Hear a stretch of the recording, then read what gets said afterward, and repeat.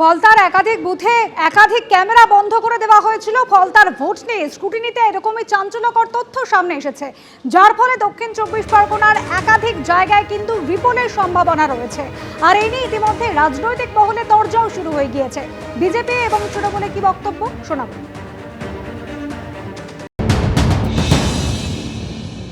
যারা রিকাউন্টিংয়ে দাবি তুলছেন সেই সব বুথগুলোতে গোহারা হারবেন, অকারণ মানুষকে দিয়ে আরেকবার ভোট দেওয়াতে চেষ্টা করছেন কেউ কেউ। আমি জানি না নির্বাচন কমিশন কি করবে। এগুলো শোনা যাচ্ছে ফলতা, মগরাহাট, দক্ষিণ 24 পরগনাকে একটু বাড়তি ভয় পাচ্ছে বিজেপি বা নির্বাচন কমিশন, দুটো তো এখন সমর্থক। কিন্তু ঘটনাটা হচ্ছে এই অকারণ এসব রিপোল করে লোককে বিড়ম্বনায় ফেলছেন। তার কারণ হচ্ছে মানুষ আবার যাবেন, কষ্ট করে ভোট দেবেন, কিন্তু হারবেন তো, গোয়ারা হারবে, বিজেপি গোয়ারা হারবে, তো তাদের জন্য রিপোল করি কি লাভ হবে? রিপোল হবে, পুনর্নির্বাচন হওয়া উচিত আছে, যেখানে মনে করেছে তারা পুনর্নির্বাচন হবে। ফলতা 30টি বুথ, ডায়মন্ড হারবারের 4টি বুথ এবং মগরাহাট পশ্চিমের 11টি বুথে পুনর্নির্বাচন চেয়ে ইতিমধ্যে রিপোর্ট জমা পড়েছে।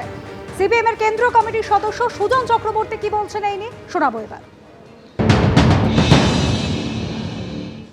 সম্ভবত সবকটাই দক্ষিণ 24 পরগনা, এরকম আরো আছে। হ্যাঁ, দক্ষিণ 24 পরগনাতে বেশি, কোনো সন্দেহ নেই। ওটা তো কি বলে, দাবাং বনাং পুষ্পা। কি করছিলেন, দাবাং না পুষ্পা এর লড়াই? ভোটের লড়াইটাকে যদি দাবাং বনাং পুষ্পার লড়াইতে নিয়ে যায়, তখন মানুষের গণতন্ত্র তাকে হরণ করা হয়।